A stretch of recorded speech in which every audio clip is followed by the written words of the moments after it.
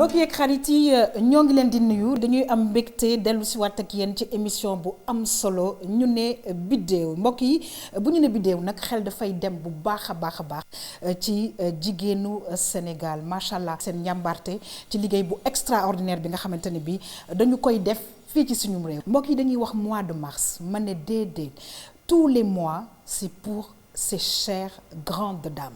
Dans quelques instants dina dem rejoindre une grande biddéew ki nga xamante ne bii nag dañu fas yéene jàkkaarloog moom séq ak moom waxtaan bu am solo. Elle s'appelle Marie-Hélène Zahra Bary Ndiaye macha allah mbokk yi bu ci kanamee dinañu ànd ak moom vraiment ci parcours am mu nekk parcours bu am solo waaye nag fi mu nekk nii mi ngi def liggéey bu extraordinaire dans une association bu mu duppee Avise loolu yëpp dinañ ci ñëw ci RTS2 lay xewee. Alors je vais aller la rejoindre avec énormément de plaisir.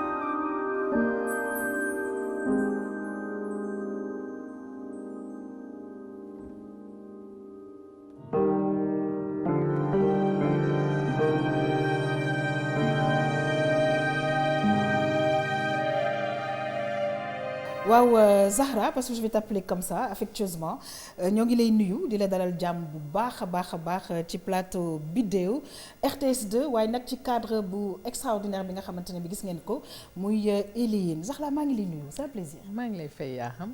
alors dañuy kontaan parce que biddéew yi ñu nar a recevoir yéen ñu ñuy seetaan macha allah dafa am ay njàngat yu bëri yu nga xamante ne bi nañ ko def ci ñoom dafa am liggéey bu extraordinaire ba nga xamante ne bi ñoo ngi koy def ci suñu réew Sénégal waaye nag dinaa nuyu les biddéew yi nga xamante ne bi ñu ngi à l'extérieur ñoom itamit RTS2 fàttewu leen.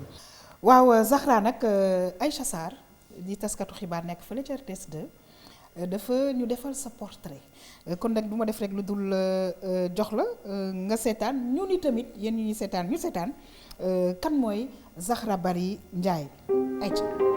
Marie-Hélène Zahra Bary nekk taaw ci njaboot ju am ñeent bant moom nag mi ngi juddu fii ci Dakar ci biir Pikine ci gox bu ñuy wax Daaru Ñangoor ba mu nekkee xale nag jot naa jaar ci école yu bare jaar na itam lycée de la Fosse foofu sax la amee bagam di bac en série G ci atum 2002 waaye yemu fa ba mu amee bagam nag jaar na université Cheikh Anta Diop bu Dakar def fa science d'économie am na nag ci lu tollook ñeent master jaar na itam ci ay entreprise yu bare moom Marie-Hélène am na lu ëpp fukki at ak juróom ci ay expérience professionnelle yoo xam ne ni rek am na ko fii ci biir dëkk bi waaye am na ko itam ci bitim réew.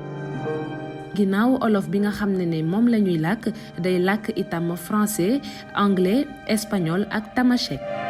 tey jii nag Marie-Hélène Zahra Bary moom mooy présidente boobule association ñuy wax Avise di association vie santé éducation Avise nag li ko tax a jóg mooy daal di sàmm ak aar jigéen ñi waaye itam xale yu ndaw ñi.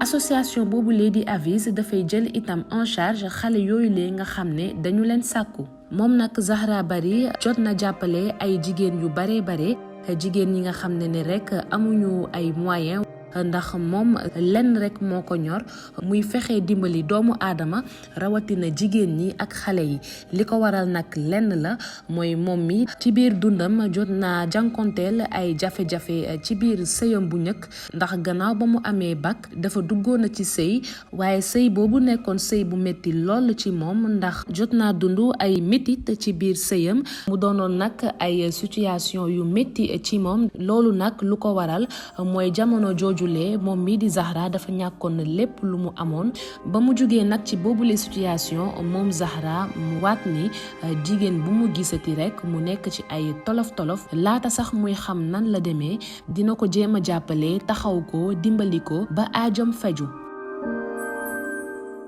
tey jii nii Zahra benn mbébét rek la am muy fexe def association boobulee di AVIS association vie santé éducation nekk benn ONG internationale boo xam ne li koy tax a jóg mooy ba tey jàppale doomu aadama yi rawatina jigéen ñi ak xale yi waaye fexe itam ubbile benn centre boo xam ne ni dafay daal di accueillir ay xale góor wala jigéen yoo xam ne ni rek jot nañ dund ay métit wala ñu nekk ay cas sociaux ngir rek mën leen permettre ñu daal di dund ci ay conditions yu baax waaye fexe itam former leen ci yu bare bare ba bu ñu génnee ñu mën a ut liggéey ngir rek ñu mën a fejal seeni bopp seeni soxla.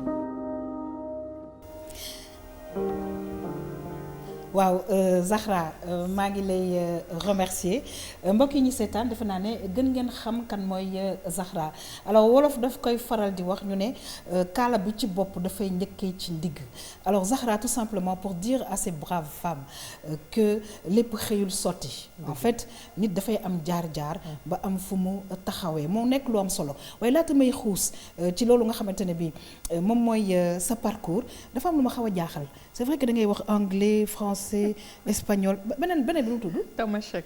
Tamashek mooy lan. en fait Tamashek sama maam la. sama maam bu jigéen. bi jur sama yaay. waaw Chokrulaay Diko. elle est Pël du Massina. donc Pël du Massina la boo xam ne mélange Pël Massina Pël Niger ak Koroboro. donc ils ont leur langue qui s'appelle Tamashek. d'accord c'est un peu de naar et d'arabe. donc loolu mooy Tamashek. ok naka la ñu ñëw ci Tamashek. ay ga koy ay ga sinera.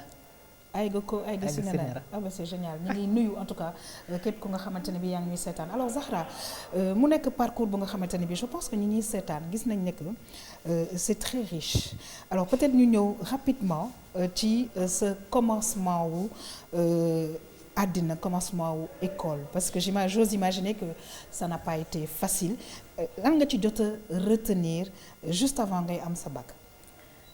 Déjà Yaham dama lay remercier et puis comme tu as dit tout à l'heure ça fait plaisir gis la bokkaat ak yow plateau machallah donc sama enfance quand même je dirais que j'ai eu une enfance magnifique machallah dama am papa bu nga xam ne dafa sonn ci njaboot donc lépp la def pour ñun maanaam ñun ñeewuñu woon kenn Pikine laa juddoo yaroo Pikine yaroo Daaru Ñaangoo donc lu tax Daaru Ñaangoo koñ la bu nga xam ne mbër yëpp ak ñi xaaw a doy waar yi ñëpp fa nañ dëkke mais moi je dis que elle est pas doy waar quand même oui. on verra donc ñëpp fa lañ dëkkoon dafa nekkoon koñ bi nga xam ne ñun bi ñu fa ñëwee quand même dañu nekkoon mën naa wax équation pour ñi fa dëkkoon mais on a su s'intégrer vraiment sama papa dafa ubbi woon bunt yi man principalement may taaw mais dama mës a sopp mën nañ ko waxee noonu dama nekk nit ku nga xam ne lépp luy relationnel dama ko bëgg dama social dama relationnel de nature donc je me rappelle bi ñu ñëwee foofu dégg ñu woon olof suñu olof demeewul noonu ñu doon ñu woowee tubaab yi mais en 1 mois 2 mois dama commencé di làkk olof nga intégré complètement voilà donc du coup dama dem je me suis liée d'amitié ak mbëri ñoom Eumeu Sène ah bon waaw ma ñoo doon basketandoo. D'accord donc léegi je vois un tout petit peu où aussi tu puises ta force. oui ça vraiment loolu am na Eumeu Tyson. Balla Gaye donc vraiment. mën naa wax ñoom laa fawandoo. maak ñoom ñoo doon basketandoo suñu buntu kër. ñoom nga fawandool. waaw mais ñoo ma magoon fuuf. donc dañ daan basket parce que man j'étais une basketteuse. nekkoon naa ASFO. après ma dem Duc man maa doon ndaama Duc bi. donc maak ñoom Aya ñoo doon basketandoo. mais moi j'ai plus préféré quand même les études. donc j'étais beaucoup plus focus sur les études que sur le sport. léegi ma nekk foofu vraiment sama expérience dëgg mën naa wax ni fa la tàmmalee. D'accord. J'étais cette fille qui avait un papa bu nga xam ne lépp lay mettre à disposition. Mais en même temps un papa qui a toujours voulu que ñu intégrer socialement am beneen type d'éducation maanaam ñu xam te jàng àdduna. Alors ça c'est important parce que yaa ngi wax beneen type d'éducation loolu moo tax je pense que ci sa association éducation daf ci am wàll bu am solo alors nga am baccalauréat baccalauréat série G dem université mais dama gis ne que master yi dañu tegaloo master yi dañu wuute mais master yi dafa nekk ay master yu am solo ma bëggoon nga ñëwaat ci. Master yi en fait je dirais que sama cursus scolaire ñaata déjà. J'ai 4 masters ak ay certifications. Donc sama cursus scolaire li may faral di wax. fut plutôt le choix de mon père. Parce que daf ñu yar maanaam ci jàng d'abord. D'accord. Daf ñu daan wax toujours amoo leen fi ay mbokk. Parce que sama papa dafa teel a jógee sa Guinée natale. D'accord. ñëw fii xamu fi kenn donc moom ci boppam dafa intégré wu. Directement fii. Par la grâce il a eu à rencontrer sëñ Abdou Lahad Mbacké. mu teg ko ci loxo yi sëñ Bassirou Mbacké Porokhane. Macha Allah. Donc moom moo ko yar. Donc je peux dire que murit yi ci côté boobu ñoom ñoo ko yar. Donc moom depuis bi ma amee bac lenn rek laa xëccoog moom. Il a toujours voulu que ma nekk médecin. Ce que j'ai refusé parce que dama ni woon sama côté yaay. Il y a trop de médecins. Donc vraiment c'était pas ma série. Man depuis xale je me suis toujours vue en tant que gestionnaire, en tant que manager. Donc ci loolu moo andi sama choix ci série G bi. ñëpp di ma wax dafa saf dafa bëri matière. loolu moo tax d'ailleurs ma bàyyi basket parce que basket bi ak série G. il y avait 19 matières. C'était pas possible. léegi man dama bëgg xam c'est-à-dire master yi comment est-ce que ça s'est passé première master bi après nga def 2 après nga def 3 après nga def 4. Université la commencé donc sama premier jour à l'université Cheikh Anta Diop en sciences économiques. J'ai compris que ici ce n'était pas un endroit pour moi. Pour li ma bëggoon sama objectif yi nga xam ne dama ko fixé woon pour ma mën ko atteindre dama teel a xam loolu donc qu'est-ce que je faisais. C'était des cours l'université en sciences éco c'était à 15 heures les cours d'économie. Donc automatiquement je me suis inscrite en première année ma dem ENEA. Ça a commencé là-bas donc je faisais mes cours à l'ENEA. su ma wàccee ma dem jubali Cheikh Anta Diop. L'avantage que j'avais soo jaaree école catholique Immaculée Conception. da ngay teel a mën a mémoriser. Donc loolu c'était un avantage pour moi. Vrai. Du coup ce que je faisais j'avais des copines yoo xam ne ñoo bokkoon chambre dama leen di fay. ñoom ñu tiireel ma cours yi man su ma ñëwee ma jàng. Donc je m'absentais en sciences éco. Pour la plupart des cours mais j'étais toujours je faisais toujours partie des meilleures. Donc da nga allier plusieurs choses à la fois. À la fois. Pour am benn objectif bu nga xamante ne bi moom nga bëggoon ci sa vie. Tout à fait. Alors les 4 masters en poche alors lan nga intégré après ça. 4 masters yi je dirais que dès le bac dès que j'ai eu le bac avant même résultat yi di génn ci laa commencé ut liggéey. Je me rappelle à l'époque man maa doon defar sama CV et je pense que ma passion des ressources humaines ça vient de là-bas. Man maa doon defar sama CV jël stylo ak feuille rédiger def sama CV dem di ko déposer. Je me rappelle que il y a une fois damaa ñëw déposer ba pare ñëw si kër gi sama papa jàpp ma dóor ba may bëgg ma ne j'ai pas compris lu tax ñu may dóor. J'ai demandé en fait nekkite sama yaay moo ma boole. D'accord. moo ko ni taxawaalu rek lay def bac bi jeex na résultat yi génnagul sax muy taxawaalu. Alors que moi j'étais à la recherche de travail. D'accord. Et une semaine après le résultat du bac on m'a appelé ne ma kaay def entretien ma dem def sama entretien ñu recruter ma PCCI d'office ma ñëw ma ne ko voilà yaa ngi ma doon dóor. léegi di man lii laa demoon uti ji am naa liggéey. waaw kon nag yéen ñi seetaan macha allah defe naa ne dafa am nit yu nga xamante ne bii ba nu nekkee ndaw ba ca na nu ñuy am fu ñu yegg dañu amoon objectif kon nag je pense que Zahra c'était quand même tout tracé alors loolu moo tax may laaj vraiment engagement boobu nga am ñëw PCCI commencer am cet esprit de travailler donc ñu jël la fa après qu'est-ce qui s'est passé après. Ensuite bi ma demee PCCI mën naa wax ni que sama carrière foofu la démarré. D'accord. Parce que dama def 3 mois Sonatel recrutement. Sonatel a tout fait pour me prendre. ma dem Sonatel. bi ma demee Sonatel comme li ñuy faral di wax soo nekkee Boy Pikine. waaw sama deretu Boy Pikine bi jël la dessus parce que à l'époque dañu amoon superviseur bu nga xam ne. que je salue au passage Paul. xam naa ne moom du ma fàtte jamais ci àddunaam dafa métti woon. Donc j'ai jamais aimé koo xam ne da ngay faral di xëccoog jigéen.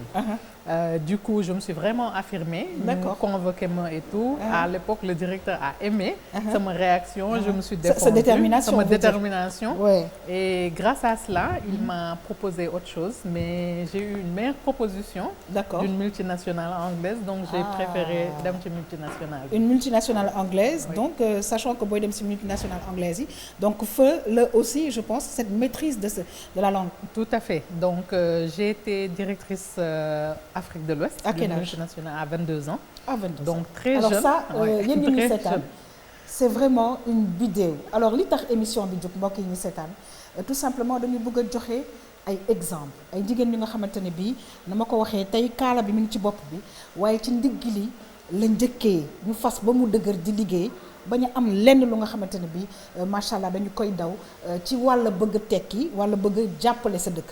alors léegi nag ñu continuer mais multinationale boobu nga nekk fa mais toujours soif d'aller de l'avant, soif de découvrir des choses. Alors ça a continué. Ah oui, ça a continué parce que comme j'ai dit, j'ai eu la chance, j'ai la chance d'avoir un papa vraiment qui est derrière nous, qui nous montre le chemin, qui nous parle, koo xam ne suñu complice la lépp nañuy waxante suñu papa ñun suñu morom la. D'accord. Loolu dañ koy sant Yàlla et puis daf lay teg ci yoon.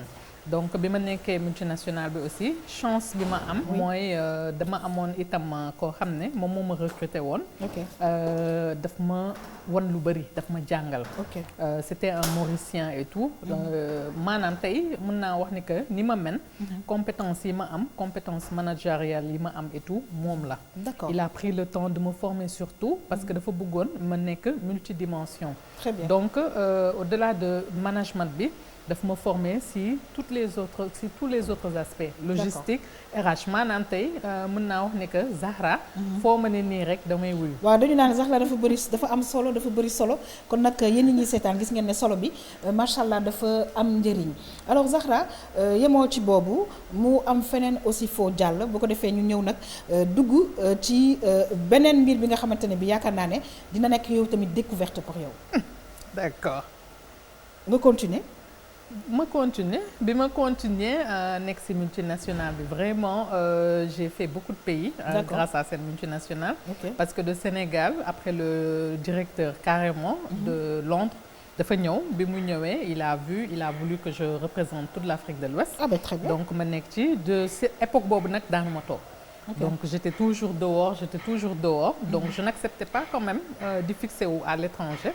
Parce que man maay taw déjà. ci sama famille sama yeneen ñaari rakk yi ñu topp ci man dem nañ donc bugguma woon sori suñu kër. Très bien. Donc à chaque fois bu ma nekkee fenn chaque 3 mois damay ñëw. D'accord. Il fallait woon ma ñëw parce que j'avais cette connexion avec la famille j'avais cette connexion avec mon père important. Et ma mère et c'est très important mën naa wax ni que loolu moo ma dimbali ci lu bari ci àdduna. D'accord. Après la multinationale j'ai eu un moment d'arrêt.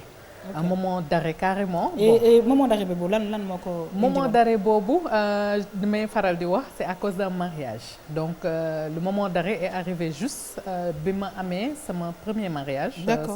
sama premier mariage.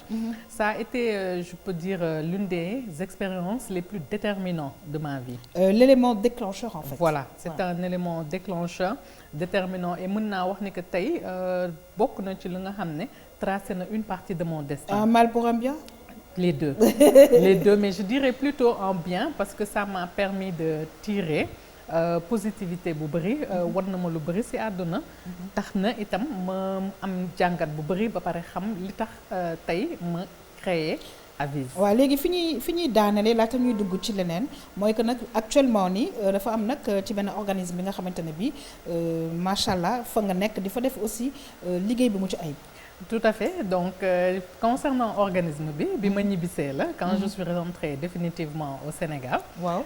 Bi ma ñibbisee la ma benn agence des Nations Unies recrutée. D'accord. Donc, bi ñu ma recruté au même moment une semaine après une seconde agence des Nations Unies m'a contacté aussi pour recruter ma. D'accord. Donc, il y a eu benn petit xëccoo seen biir. J'ai dû faire un choix. Très et bien. puis le choix s'est porté sur l'une des plus grandes agences au niveau du système des Nations Unies dont je suis la chef du protocole. D'accord. Et en même temps je suis le point focal maanaam lépp lu nga xam ne moom mooy protocole ci agence yi 32 agences du système des Nations Unies man mooy seen point focal entre ñoom ak différents ministères yi. macha allah mbokk yi ñuy seetaan ci RTS2 dañuy am mbégte ñëw ak yéen ci seen émission Bideew mbokk yi ngeen gis ne que jigéen ñi nga xamante ne bii dañu leen tànn pour fësal leen macha allah am nañu jaar-jaar bu nga xamante ne bi nekk na jaar-jaar bu am solo kon nag du ma def rek lu dul Zahra toujours ci biir émission Bideew bi dafa am ay témoignages te xam naa ne témoignage bi nga xamante ne bi maa ngi ciy ñëw ak yow léegi dafay nekk témoignage boo xamante ne bi dina la neex je ne sais pas si tu as deviné ou pas mais en tout cas damay ñëw jox la tablette bi rek juste nga xool. sama relation ak moom. kii déjà su ma ko gisee rek sama xol day seet. relation bi rëy na parce que jàppewuma ko sama doom xarit laa ko jàppee quoi. Parce que bi mu juddoo ba léegi pratiquement c'était ma première fille fu may jëm rek day ànd ak man alors elle a grandi comme ça boot naa ko fu nekk vraiment maa ngi rappelé wu ci benn fête indépendance elle avait 3 ans Abdou Diouf dafa jóg rek ma jël ko daw pour dem teg ko ci place Abdou Diouf garde corps yi bëgg maa téye keneen ki xool ma ne ko non bàyyi leen ko. ma teg ko ci place Abdou Diouf gestu xool ko ree depuis lors vraiment sama xarit la dal sama xarit la vraiment jigéen bu baax la très gentil ouverte c'est-à-dire soxla jàmbur moom bu ko xamee moom amatul jàmm tant que loolu soxla boobu fajul macha allah alhamdulilah jàng na tegu na si yoon bu rafet jàngal naa ko responsabilité musuma ko xatal damay waxtaan ak moom toujours ne ko àdduna moom bon dara yàggu fi waaw loo am rek jàppale ko doomu aadama yi noonu nga fekkee sa papa noonu lay doxalee moom tamit quoi. alors mu commencé un jour mu ñëw mu ne papa am na benn boobu cyber télécentre yi mu ngi commencé quoi mu ne am na ku ma bëgg a jël ma liggéey ko ma ne yow xale bu ndaw loo mun a liggéey mu ne no papa bàyyi rek ma un jour mu ñëw jox ma 50 000 francs ne c'est mon salaire.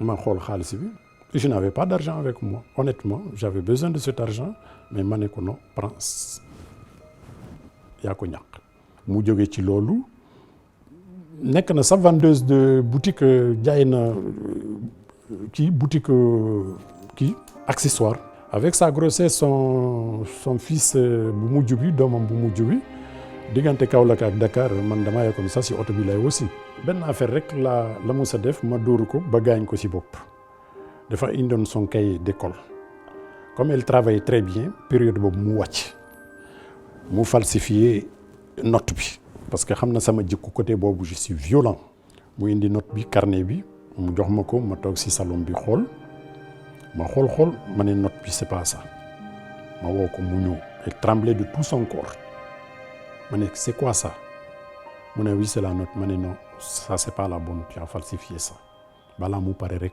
ma mbéj ko il lay frappé ba bopp bi fii xel ñu yóbbu ko hôpital Dominique ñu wot ko fii ñu ñëw bopp bi mu dem école comme immaculé dañ doon tere mbaxana ñu simb mbaxana bi ma taxaw xool ko ma jooy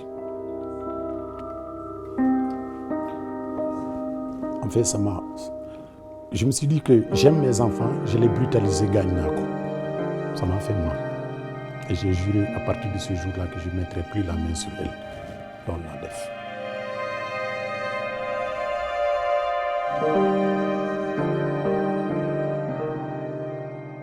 je crois que li ma ko mën a wax moom toujours d'être humble vraiment jàppale doomu aadama c'est la plus grande richesse qu'on peut avoir sur terre mais li ma def ci moom maa ngi koy ñaan mu def ko ci doomam yi faut jamais baisser les bras pour la survie des enfants faut jamais baisser les bras faut toujours les aider parce qu'on est responsable d'eux. Wow. C'est assez émouvant comme témoignage. Alors, comme pour dire que, voilà, il faut accompagner les enfants. Et je pense que l'éducation, oui, c'est extrêmement important. Et des fois, peut-être que les parents, il a pleuré. Hein? Oui.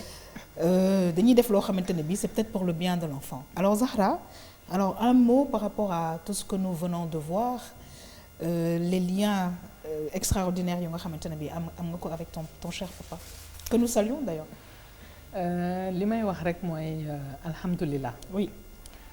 alhamdulilah parce que waajur bu mel nii. dafa jafe. tout à fait. il a toujours maanaam sama papa pour résumer. sama ñetti doom yi ma jur yëpp. accouchement moo may yóbbu. extraordinaire. pour résumer. oui. sama yaay mi ngi dund. su may matu. je demande mon père. ñetti matu yi ma matu yëpp. sama papa laay laajte. et d'ailleurs yàlla def na benn affaire bu kéemaane. dama seetlu saa yu may commencé matu su ma waxee jour bu ma war a am doom. tant que duggul ci kër gi. du ma matu. ba ci sama doom bu mujj bi mu wax parce que ce fut une grossesse hyper difficile. D'accord. C'est un enfant bi nga xam ne le gynéco m'avait dit kii say boo ñu dindi ko benn yoon. ok parce que su juddoo dina la andi lii di nga ci am problème wala dina am ay problème cardiaque. ok alhamdulilah macha allah dara dalu ko. il est bien né mais bi may dañ ma déclenché 3 fois. d'accord. ça n'a pas marché. ok bu mujj bi il a fallu que sama papa teg tànk ci kër bi dafa sonné rek. ma commencé am contraction. alors chose extraordinaire yéen ñuy seetaan muy que relation père fille relation mère garçon mais relation parent enfant tout simplement dafa nekk loo am solo parce qu'au jour d'aujourd'hui Zahra tu seras d'accord avec moi que il faut que les parents soient là il faut que qu'ils soient présents quoi qu'il arrive pour que xale yi mun taxaw et je pense que ça a été le cas pour yow et j'espère que ça va être ou c'est le cas pour xale yi nga xamante ne bi en tout cas nos enfants qui sont là pour que ñu mun am vraiment cette éducation là c'est important alors Zahra je pense que de là accompagnement parents yi ñëw na mais aussi il s'est passé des choses parce que je pense que bi nga xamante ne bi dugg nga ci wàllu sëy mu nekk sëy bu nga xamante ne bi metti na il y a eu des souffrances je pense que boobu aussi nekk na benn déclic pour yow pour justement nga ñëw ci li nga xamante ne bi il faut que ñu waxtaan ci ba mu yaatu muy l'association Avise nga xamante ne bi éducation daf ci am solo santé daf ci am solo en tout cas venir en aide les couches vulnérables. Tout à fait. Déjà yaa xam fi may yëkkatee mooy dama koy faral di wax ci sama intervention yu bëri dañuy faral naan ñu waajur dafay toog di gis loo xam ne gone du ko gis. Absolument. ñun nag ci suñu jàngab tubaab ak suñu éducation tubaab dañuy jël loolu di ko foowee. Dommage. Mais man personnellement je le dis toujours haut et fort j'en suis la preuve su ma déglu woon amaana sama papa waxam bi may prévenir. am na loo xam ne lu bari waroon naa ko mën a éviter. Est-ce que xam nga lu tax parce que dañu naan xale danay toog mag day toog di gis loo xam ne xale du ko gis mais aussi ce sont des erreurs de jeunesse. Tout à fait. Voilà. Et ce sont les erreurs de jeunesse et je me dis toujours aussi dafa am loo xam ne dafa baax ci doomu aadama mooy gëm.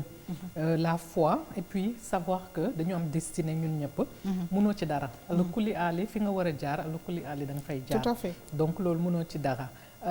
Éducation boobu itam ma am ak fonk maanaam vie de famille. Parce que cette vie de famille elle est sacrée. Absolument. La famille est sacrée. Tout à fait. Donc loolu moo waral tey bu ma toogee ba gis yenn jigéen yi.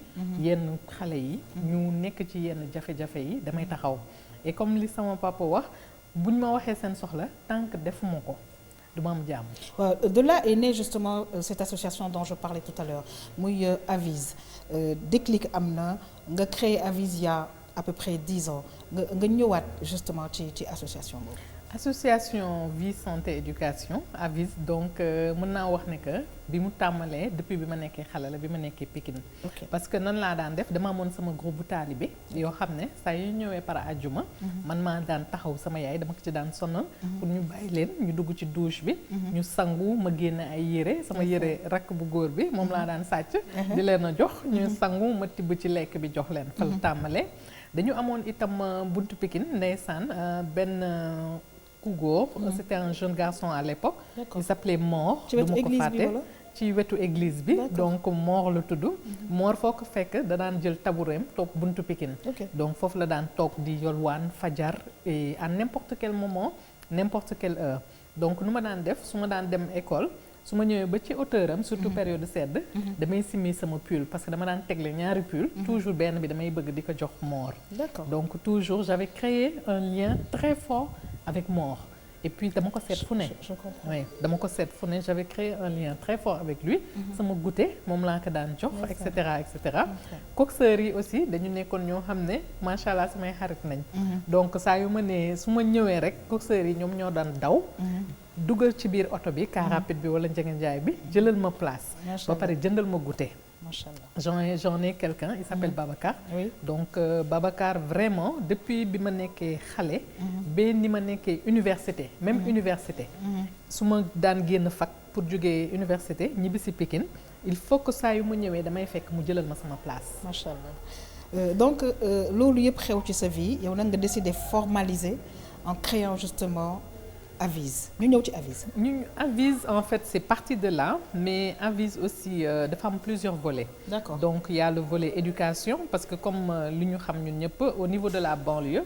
Les enfants n'ont pas la chance d'être scolarisés. Tout à fait. Donc loolu dama ko yàgg gis. yàgg cee jug yàgg di leen defal même ay cours particuliers daan naa ko def ak alphabétiser leen. ci koñ bi xale yu ndaw yi dama leen doon alphabétiser. Donc éducation bi jóge na foofu social bi concernant les femmes en état de grossesse yi nga xam ne amuñu moyen. Loolu c'est par rapport à mon expérience personnelle. Parce que je l'ai vécu.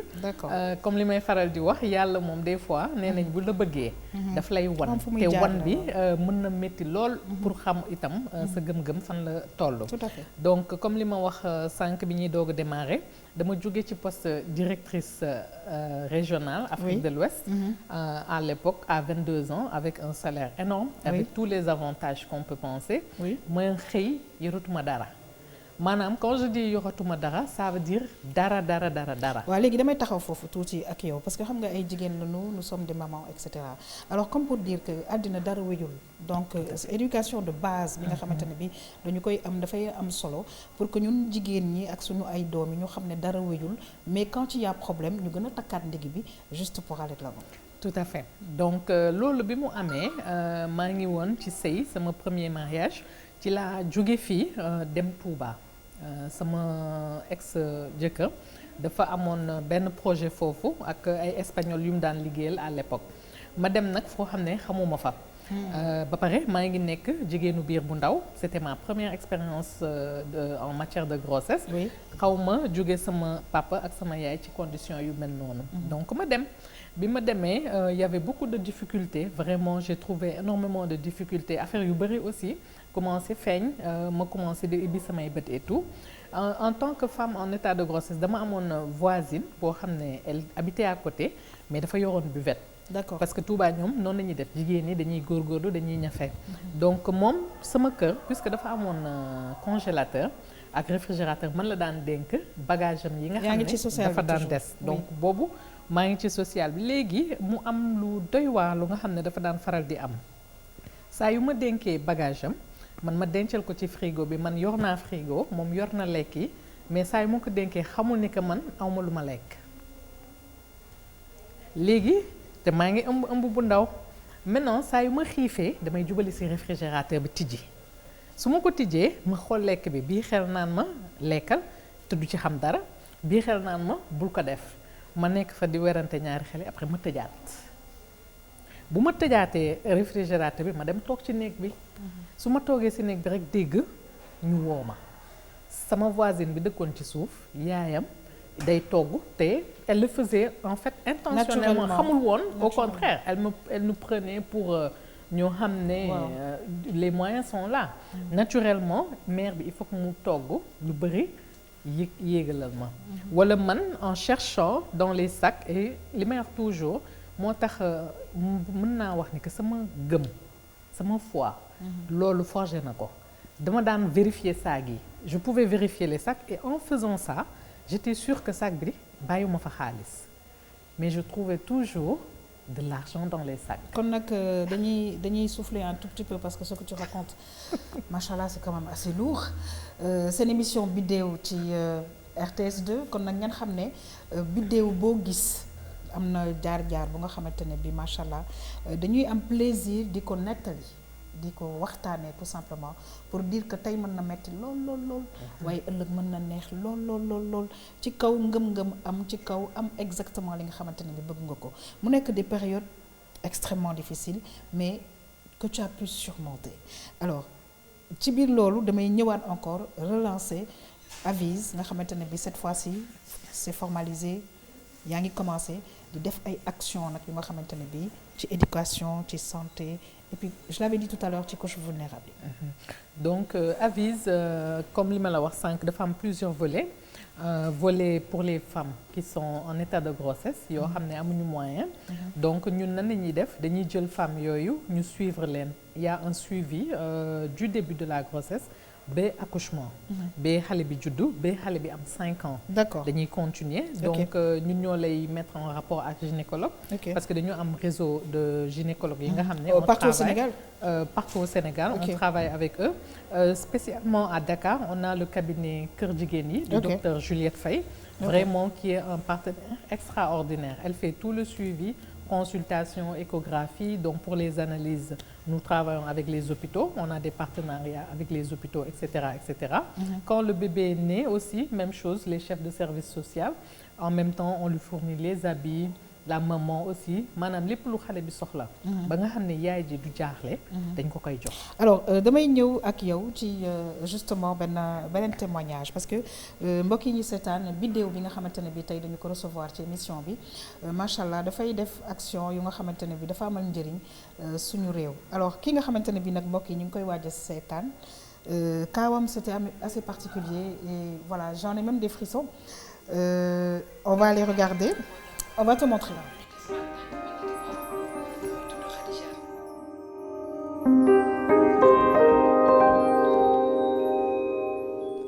xale yi xam nga dañuy juddoon ñett lañ waa ay seex ñett lañ ñoom seen papa balaa ma judd seen papa daa gaañu léegi bu juddoon benn bi tànkam dañu ko dammoon lu ñu defaraat tànk bi ndekk baaxul kooku mooy tudd Khadija léegi sama benn mbokk bi moo ma boole ak Zara ma gis Zara.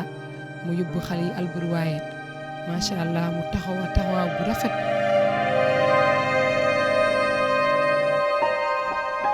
suñu benn mbokk moo ma boole ak Zara bu ma boole ak Zara macha allah Zara moom kenn du moom jàpp ne ma côté yëpp parfois sax bu ma chaque jour sax da may woow laaj ma xale yi nan la ñu nekkee daal bàyyi ma benn yoon.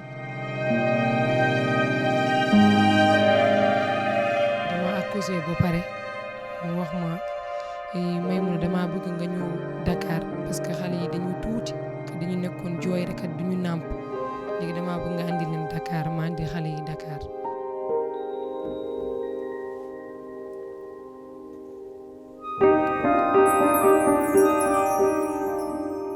balaa ma jógee Fuuta laa soo gisee xale yi sa yaram day daw duñuy tuuti woon. Khadija moom macha allah léegi defal nga tànk bi moom macha allah. hôpital Ourossogui dem nañu foofu semaine ba xale yi foofu lañu judd ci hôpital ci biir hôpital foofu lañu tuddee tur yi.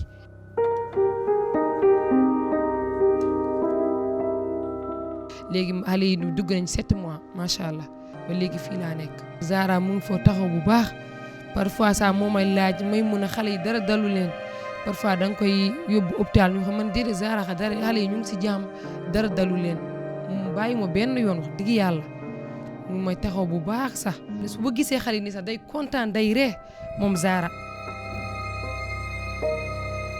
métti na sant yàlla rek sant yàlla doomu aadama lu am rek da ngay war a sant yàlla nga gëm yàlla nga bàyyi lépp ci loxo yàlla ñii moom ku ne gis ngeen seex yàlla ñett lañ ngeen dund gis ne seen pap ku lu gis sa yaram day daw parce que doomu aadama lii jombul kenn lu ma dal mun na dalal keneen mun na dalaat keneen am na ñu bëgg seex sax amuñu parfois dañ may woo mu jooy ne ni waaye man bëgg naa amay seex amuma yoo nga am li seen papa dund ma ne ba léegi ndogal yàlla la maa ngi koy sant yàlla suñu borom bu baax alhamdulilah bu baax kay maa ngi sant samay waajur samay papa ak samay yaay ak kër bu may nekk kër bu may dekk sama xarit papa këram la seen association yëpp gis naa li ngeen taxaw ci doomu aadama nii yàlla neen yàlla fay may leen gudd fan bu wér ba ànd tawfeex ba ànd wér gu yaram yéen moom maa ngi leen gërëm maa ngi leen sant.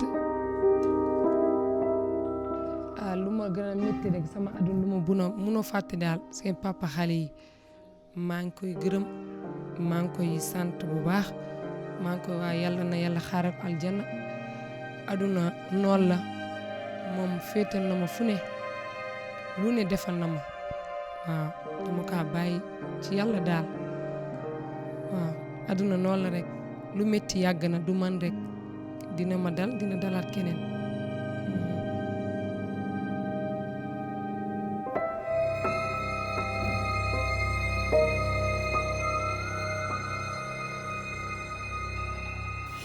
alors mbokk yi ñi seetaan gis ngeen élément bi ñu ngi remercier encore une fois suñu journaliste bi Aïcha Sarr pas facile du tout à regarder alors Zahra nekk dans le social c'est pas facile parce que je veux dire ce sont encore des épreuves yu ngay dund ak famille et des fois même on demande à ce que les gens qui sont dans les associations que ces personnes-là soient suivies par des psychologues parce que c'est lourd.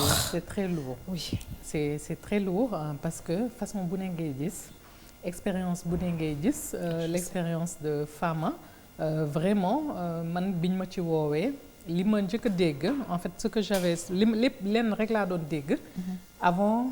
Comment tu fais pour tenir parce que je vois que toi t'es forte. Et y a une partie de l'éducation que j'ai reçue. Tout à fait. Mais il y a surtout la foi. Absolument. Yàlla daf ma dimbali ci côté boobu. Okay. Et puis je sais faire la part des choses. Okay. Un jour am na ku ma ni ce qui n'est pas facile du tout parce que des fois tu prends sur toi. Tu es obligé de en fait il faut que tu puisses avoir une empathie envers la personne. Le cas de Fama qui fut très douloureux, une petite fille qui a perdu son époux 2 mois jëkkër ji dafa génn àdduna 2 mois avant xale di juddu te génn àdduna bu xaw a doy waar ñëw tàggu ko voyage dugg ci oto bi il a fait un arrêt cardiaque donc man bi ñu ma woowee ci cas bi loolu kese laa déggoon. loolu laa déggoon et puis après comme li ñu gis ci image yi un des triplés est né avec la jambe cassée. Oui. Te kenn waxu leen ko. Donc dès qu'on m'a contacté j'ai mis tous les moyens qu'il fallait pour les faire venir ñu jóge Fouta. ñëw Dakar. Et depuis lors, machallah, 7 mois maintenant, oui. Ils sont tout mignons. Elles sont toutes. Ah, c'est 3 filles. C'est 3 filles. Très bien. Elles sont toutes belles. Sinon, j'ai d'autres cas que triplés. Bon, c'est pour ça qu'on m'appelle la maman des triplés. Donc j'ai trop de triplés. J'en ai aussi. Yoo xam ne ñu ci bëri samay turandoo nañ. Dañuy juddu ma jékki-jékki ñu woo ma ne Zahra yow foo nekk ma ne maa ngi sama kër lu xew. yow lañ tuddee doom ji. Très bien alors aussi moom beneen volet bi nga xamante ne yaa ngi koy def ci sa association muy volet réinsertion loolu tamit mu nekk lu am solo ci wàllu éducation. Réinsertion lu tax man ma jël ko def ko activité bu nga xam ne dafa focus ci biir Avise parce que dama ni Sénégal on ne peut pas toujours mettre tout sur le dos du gouvernement. C'est pas possible. Par exemple nous aujourd'hui en tant qu'association man xaaruma gouvernement pour ay financement ou quoi que ce soit. Des fois même dañ may woo il y a des services de l'État qui m'appellent et puis moi je fais ce que j'ai à faire parce que je me dis que je suis citoyenne avant tout sama dëkk la sama réew la. Donc bu ma amee possibilité ak moyen yi nga xam ne dinaa mën a apporter un plus à ça dama koy def. Donc réinsertion bi pourquoi man dama ni jigéen bu nekkee ci difficulté mu am ay difficulté ba nga jàppale ko tey par exemple koo xam ne dafa am ñetti doom amul borom kër boo xam ne dina ko taxawu situation am demeewul noonu nga dimbali ko mu def grossesse bi accoucher ci jàmm ak salaam. Tout ça c'est bien beau. Oui. Mais derrière. Absolument. Donc je me suis dit pourquoi ne pas créer des activités génératrices de revenus pour ces femmes, les former parce que pour la plupart amuñu niveau. Donc nous on prend le temps étant donné que j'ai énormément de contacts, je profite de ces contacts parce que d'habitude nit ñi dañuy yaakaar ni xaalis nga ciy dépenser on a des contacts. Oui. Mais moi je me pose une question Zahra parce que tu as le boulot multinational boo xamante ne bi on sait que c'est beaucoup de boulot tu as aussi la famille alors je voudrais aussi préciser que jigéen dafa am toogaay bu mu war a toog moo tax ñun ñuy tànn sunu ay vidéo parce que ci biir waxtaan yaa ngi may wax ne que non seulement da nga yore sa njaboot yow mais yore njaboot boo xam ne sa njaboot lañ waaye dafa xaw a raar tuuti ci sénégalaise en tout cas jël ay doom yoo xam ne sa jëkkër moo leen jur te da nga tàggoog moom mais xale yooyu nga jël leen encore sa kër donc c'est juste pour dire que une vidéo tout simplement dafa war a nekk une maman pour tout le monde et ça je pense que c'était extrêmement important pour me souligner ko donc nañu jàpp daal ci environnement xale yi Zahra. xale yi li may faral di wax je me rappelle que sama borom kër actuel bi nga xam ne maa ngi koy nuyu au passage macha allah sama jëwriñ. bi muy ñëw di ma fréquenter bi mu leen gisee daf ma ne yaa leen jur. parce que daf ma xool par rapport à son âge. ak ñële samay moroom nañ. ma ne ko déedéet juruma la mais samay doom nañ. absolument mu ne ma ne ko ñii de see boo nga dem waxtaan ak ñoom. ndax ñoom ñooy décider. ñii ku may bëgg da nga leen di bëgg ak man. ku may bàyyi itam da nga leen di bàyyi ak man parce que choix bi mu amee ñoom dañoo ñëw ñoom ñëpp féetewoo ci man. donc ça ce sont mes enfants. je le dis fièrement Fallou sama taaw la déjà sama taaw la. sama bras droit la. sama lépp moom moo ko yor moom moo koy def. mën naa wax ni que Fallou li ma xamal. presque kenn xamaluma ko j'ai énormément confiance en lui maa ko yar. donc sama éducation la jël papi moom nee nañ man maa ko yàq moom moo nekk Gaston Berger. Bamba c'est le turbulent donc vraiment sant yàlla ci côté boobu. je suis fière de les avoir éduqués et je suis très fière. si c'était à refaire dama koy def. dama koy defaat sama njaboot lañ ci mën nañ bokk. tàggoog seen papa. pour man ça ne veut rien dire dafa nekk loo xam ne juste rek. dafa waroon am mais tey comme ñoom li ñuy faral di wax xale yi man maay seen ndey man maay seen baay. macha allah alors en admiration devant cette vidéo yéen ñu ñuy seetaan Zahra Bary Ndiaye nekk nag ku nga xamante ne bi mi ngi ci système Nations Unies bi di fa liggéey bu mucc ayib waaye nag ca beneen wàll ba bi ci am solo lool pour suñum réew. mooy association bi nga xamante ne bi mi ngi jàppale jigéen ñi xale yi ak ndaw ñi alors ci biir loolu fan nga ci toll ci association bi parce que bon on a vu des exemples comme la dame bi am ay triplé am na éducation booy def ci xale yi fan nga ci toll ci wàllu def-def. def actuellement par exemple pour cette année 2021 dama ni woon 2022 plutôt dama ni woon dañuy focus le plus sur les régions. Parce que l'année dernière dañoo gis ni que on a eu une forte demande au niveau des régions et tout donc ren je dirais que cas de violence yi dafay ñëwaat dafay ñëw très souvent on a énormément de cas de violence sur les femmes sur des jeunes filles des cas de viol des cas de divorce yoo xam ne fracassants et puis je me suis rendu compte à un moment donné que Sénégal on a un souci maanaam ñun jigéen ñi même intellectuel on se rend compte même intellectuel jigéen ñi xamuñu seen droit donc c'est tout à fait un problème parce que des fois da ngay gis koo xam ne sëy na am fukki at ou bien 20 ans de mariage divorcé te du am kayit musta am kayit donc moi cette année avec l'association dama ni dañuy focus ci loolu def sensibilisation def ay panel pour jigéen yi pour ñu xam exactement yow boo amee au niveau du Sénégal au niveau du Sénégal carrément et surtout même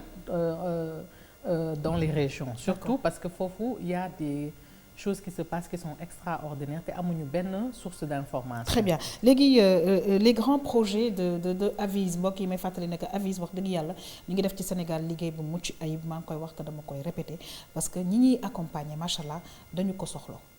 Les grands projets de Aviz, c'est qu'on nous a offert un terrain récemment qui se situe au Lac Rose. Très bien. Donc, ñu ngi ci perspective de construction. On est en train de chercher des partenaires pour construire parce que qu'est-ce que je veux faire en fait, c'est un centre.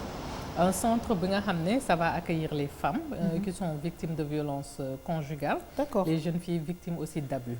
Parce que récemment rek j'ai un cas de jeune fille de 12 ans qui a été violée par un sexagénaire et qui est en état de grossesse de 8 mois. Donc xam nga kooku moom mën naa wax entre guillemets presque yàq nañ àddunaam. Absolument. Parce que c'est une innocente. La preuve yaayam bi ñu ko woowee commissariat ne ko sa doom ji dafa ëmb dafa toog di reetaan parce que elle ne pouvait pas l'imaginer. 12 ans quand même. Voilà donc depuis lors on est sur le cas donc pour ces genres de cas il faut un suivi très particulier li nga xam ne miinaguñ ko au niveau du Sénégal pour éviter que la petite demain mu viré ci yeneen côté sur autre chose donc moi mon objectif en fait c'est ce centre là parce que boo xoolee bu baax fii on a des centres peut-être pour recueillir les femmes et tout mais on n'a pas de centre bu nga xam ne en fait toute cette cohorte mën na fa nekk mais en même temps à l'intérieur de ce centre même faire la réinsertion les former en activités génératrices de revenus etc et en même temps surtout li may wax toujours booy dimbali nit itam da nga koy jàngal moom nu mu mënee jàppale moroomam. Absolument. Donc loolu moom mooy tax projet di dem. Très bien. L'objectif c'est de faire de ces marraines de ces personnes des marraines ou bien des parrains pour parrainer d'autres enfants ou bien d'autres femmes dans Très cette bien. Alors situation. on a un exemple ici au Sénégal, Deli Biram Ndaw yéen ñi ñuy seetaan, alors un Français qui a construit sur des hectares et qui accueille justement les enfants de la rue, am na capacité d'accueil d'au moins 250. Je pense que nous y sommes allés et voilà, on a trouvé des choses extraordinaires. Alors Zahra, peut-être wax ñu fan lañ lay contacter parce que je pense que ñi ñuy seetaan voilà, c'est important am les coordonnées de Zahra et de son association parce que mi ngi def liggéey bu mucc ayib fii ci Sénégal. On peut nous contacter par mail, donc sur avis.senegal@gmail.com et aussi sur les réseaux sociaux. Je suis très suivie sur les réseaux. Donc à chaque fois qu'il y a des cas, on me tag. Automatiquement, les gens taguent mon nom. Donc je suis très suivie. Il y a la page aussi et le site web de Aviz, www.aviz-senegal.com. Donc voilà. Et puis il y a les numéros de téléphone de Aviz. Très bien. Alors on va terminer cette émission avec beneen témoignage. Qui ça c'est mon jumeau. te moom sa recadrage si du sévère. On n'a jamais été sévère. Peut-être mën naa ne sama recadrage man mooy xaw a dur parce que voilà quand parfois je lui dis la vérité comme ku dëgër bopp la ni paa bi voilà parfois il faut utiliser les mots lourds quoi un peu dur mais am na benn affaire moom bu ma nekkee xale la parce que y avait xam nga Zahra macha allah nag nu mu gàttee noonu la bëree fans club yàlla moo ko may bayre. Il y avait un gars là qui l'appréciait qui était un de ses grands amis nag du woon daraam mais xaritam la comme nga ji dafa njool bu daan ñëw suñu étage dafa amoon ay baro bu taxee nag si étage la taxaw lu yónnu quoi naan ko Hélène léegi nag waa ji bu daan ñëw benn jour rek damay xaar bu mu def nii rek ma koŋ ma raw sama loxo si baro bi rek koŋ rek defaat nii si mur bi du ma gis. Il était hyper timide du wax nag te saa yu duggee si kër gi de daf may xool ma xool ko mu xam waaye du wax mais benn jour lay def loolu rek fekk maa ngi taal lampe bi di ko foyee lampe bi fu muy defee nii rek ma taal lampe bi di roof loxo rek Zahra fekk ma foofu xam nga mais ma yow sama xarit ngay def lii non c'est pas gentil xam nga rek affaire yi ma ne ko non ma ne ko moom moo ko def lu muy taxaw fii du dem fëgg si bunt bi xam nga loolu la rek waaw maag moom nag vraiment dañu yàgg yebante trop dañu yàgg yebante trop di waxtaan on s'écoute beaucoup nag. On s'écoute beaucoup, elle et moi. Combattant dëgg la koo xamante ne généreuse xol bi moom li mu waroon am si taay yëpp li muy gàtt yëpp li nga waroon matale yëpp générosité la très généreuse qui a l'esprit de famille waa këram jaral nañ ko lépp elle est prête à se donner. ba dara du ko dese pour sa famille dernier élément bi mooy ku gëm yàlla la lu affaire yi métti dafa gëm yàlla bu baax a baax waaw ñeent yooyu moom laa jàpp si moom vraiment. am na benn tranche nag si dundam c'était très difficile parce que comme on le dit chacun fait ses choix après les choix peuvent être les bonnes comme les mauvaises mais ce qui m'a plu c'est qu'elle a été là très capable pour pouvoir assumer ses choix. C'était une période hyper difficile pour elle. Hyper difficile pour une jeune fille et mère avec tout ce que ça demande pour être un aîné. Da nga war a njëkk a tekki ñëpp pour mën a teel a jàppale sa waa kër. Donc quand tu as tout cet ensemble de difficultés et échecs professionnels ba pare nga am nattu yàlla dans ta vie privée c'est très difficile. Et c'est une leçon pour moi, ça a toujours été une leçon pour moi parce qu'elle n'a pas baissé les bras. Mais tu vois notre trop, mais son mental est toujours resté fort. Wow. Donc elle s'est beaucoup battue. Tey période boobu jàll na mel ne mësul exister. J'ai qu'une seule envie de lui dire fonce. Il y a pas plus, il y a pas moins. Fonce, continue ce que tu es en train de faire, tu es sur la bonne voie. jàppal ba mu dëgër bul bàyyi benn yoon jàmbaar du xaddi moom bokkul ci mission bi affaire bi moom nay avancer nay foncer rek et ça va aller parce qu'il y a pas mieux que de voir des gens heureux. Alors yéen ñi ñuy seetaan gis ngeen lii yëpp donc moi j'ai aucun doute elle a foncé elle va continuer ci chemin boobu. Un mot à l'endroit de ton frère? Qui c'est mon jumeau. Oui. Ouais, c'est mon jumeau. J'ai ma petite sœur aussi, Fatima, qui est la plus timide. Donc comme li ma wax rek ça revient toujours à l'éducation qu'on a reçue. Suñu papa ak suñu yaay ñemewuñu sax di dem ci man wax ci keneen ak keneen parce que y a cette complicité. Alors balaa may terminer émission bi parce que nag wax dëgg yàlla Zahra c'est vrai hein, vous l'avez vu c'est une vidéo mais elle brille mais de très loin. Mais par contre à la maison il y a aussi une vidéo qui est là-bas. Oui. Hein? La maman. Alors un mot pour la maman. La maman en fait li may wax ci moom c'est très simple hein? On le dit ñun ñëpp. Sama yaay tey bu ñu doon wax bu doon am na définition dañu naan urul ay ni la sur terre. Macha Allah. Xamul fenn fu dul këram. Des fois ñun sax dañ koy xool on se demande ndax moom moo ñu jur. Elle est totalement différente de nous. Téye na boppam elle peut rester chez elle 3 mois 6 mois te du génn xanaa nga daggal ko billet mu dem tukki xooli ji ay doomam. Mais à part werd dem xadaratul juma bu Cheikh Mamour Insa ak ñun njabootam. ak sama papa leneen ñoru ko. Très bien alors mbokk yi ñuy seetaan nag ba malheureusement parce que am na lu bëri lu nga xamante ne bi mën nañu ko continuer di waxtaan ak Zahra Bary Ndiaye di présidente association Aviz di ci liggéey bu am solo waaye nag il faut que ñu yemale ko fii en tout cas Zahra dafa nekk un énorme plaisir et une très belle découverte en tout cas pour moi et certainement pour les téléspectateurs yi nga xam ne ñoom ñuy seetaan parce que je t'ai reçu ci yeneen plateau pour yeneen liggéey yu nga xamante ne bi macha allah da nga koy def mais kontaan nañu ci bidéew bi nga xamante ne bi tey indil nañ leen ko dañuy kontaan mais di la ñaanal rek vraiment liggéey bi gën a jëm ci kanam et comme j'ai dit tout à l'heure pas de doute.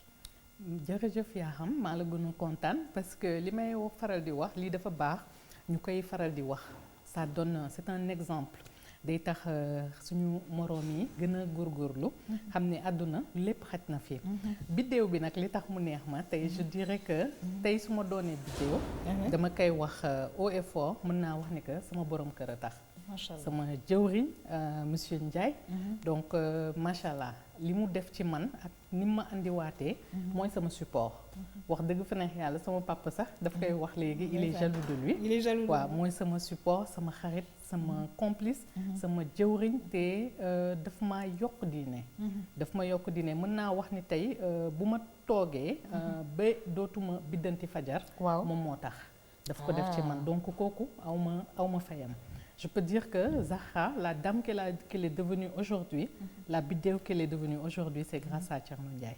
Wow, Zahra Bary, dañu lay remercier. Ça a été un plaisir en tout cas de te recevoir. Beaucoup d'enseignements ci li nga xamante ne bi waxtaan bi seq nañ ko ak yow. Zahra est une bidéo. Alors elle va continuer de briller pour nous les Sénégalais, pour les femmes, pour tout le monde entier. En tout cas mbokk yi dañuy doon am mbégte di feggoo ak moom ci émission bile.